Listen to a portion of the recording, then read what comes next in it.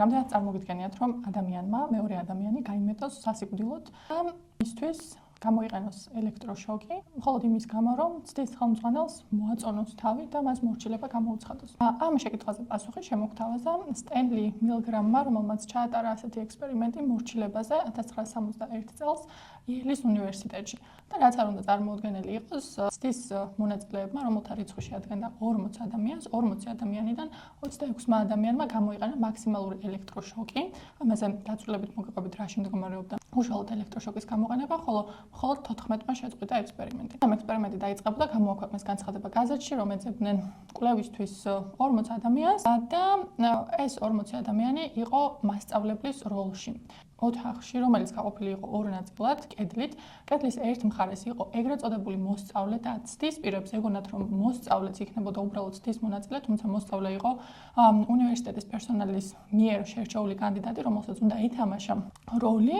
კედლის მეორე მხარეს იჯდა ორი ადამიანი და ერთ-ერთი იყო ცდის ხელმძღვანელი. ცდის ხელმძღვანელი ცდის დაწყების წინ გაეცნო ცდის პირებს ძალიან სოლიდურად თეთრი ხალათით და გვერდით მაგდაზე იჯდა ცდის მონაწილე, რომელსაც ჰქონდა შესაძლებლობა გამოეყენებინა ელექტროშოკი. თუ კი მოსწავლე ვერ გასცემდა სწორად პასუხს ამა თუ იმ კითხვას. რა შემდგომარეობს ამ ექსპერიმენტის, ასე ვთქვათ, საიდუმლო ნაწილი. ეს ელექტროშოკი არ იყო, რა თქმა უნდა, ნამდვილი ელექტროშოკი და თუნდაც მაშინ 1961 წელს არ მიიღებდა ისეთ მძიმე გადაწყვეტილებას, რომ ნამდვილი ელექტროშოკი გამოეყენებინა, მაგრამ ეს არ იცოდნენ ცდაში მონაწილე პირებმა და მათ ეგონათ, რომ პატარ-პატარა ელექტროშოკებს აძლევდნენ შეცდომების გამო მოსწავლეს. თუმცა გამოიკვეთა სამწუხაროდ აი ესეთი ტენდენცია, რომ მოსწავლეები, უბრალოდ აი ეს მოსწავლე დაუშვებდა შეცდომას, რა თქმა უნდა, ეს ყველაფერი იყო ძალით, ეს ყველაფერი იყო დადგმული და შემდეგში იძულებულები იყვნენ ინსტრუქციის მიხედვით დანარჩენიდან ნამდვილი ცდის პირები დაეჭირათ ელექტროშოკზე ხელი. როგორც უკვე აღნიშნე, 26 ადამიანმა 40 ადამიანიდან იმ აპარატით, ამ აპარატს აი ჩავდებ ვიდეოში.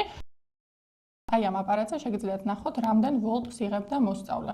რა თქმა უნდა, არ იღებდა აპარატიდან ამდენ ვოლტს და არ ქონდა ელექტროშოკი, თუმცა წარმოიდგინეთ, ცდის მონაწილეებმა არაფერი არ იცოდნენ ამის შესახებ და მაინც ფაქტობრივად ადამიანს იმეტებდნენ სასიკვდილოდ. უკვე ბოლოსკენ აღარც ისმის მოსწავლის ხმა.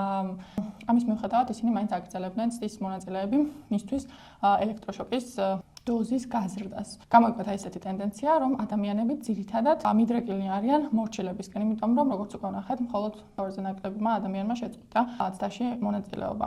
რა თქმა უნდა, არავინ არ ეკეთებდა ამ ყველაფერს სიხარულით, არ ეკომფორტულებოდათ ცდის მონაწილეებს შოკის მიცემა მოსწავლისთვის, თუმცა თავს იმით იმართლებდნენ შემდეგ, იმიტომ რომ შემდეგ უკვე ჩატარდა ექსპერიმენტის განხილვა, შეხვედრა, რომ ეს იყო ჩვენი დავალება. და აი ამ დავალების ხარჯზე და იმის გამო, რომ შეესრულებინათ დავალების პირობები, ისინი წავიდნენ იმაზე, რომ ადამიანი ეწამებინათ ან მოიკლათ თავიანთ გონებაში მაინც. მაინტერესებს თქვენ რას ფიქრობთ მორჩილებაზე.